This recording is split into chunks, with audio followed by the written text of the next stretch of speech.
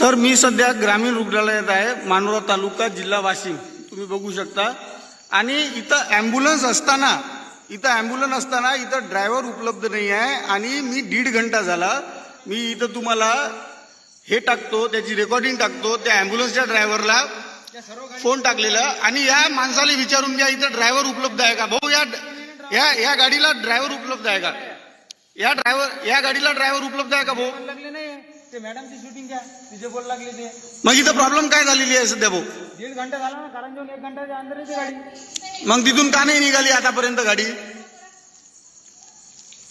आणि हे म्हणत आहे आमच्यावर तशी जबाबदारी नाही आहे म्हणते.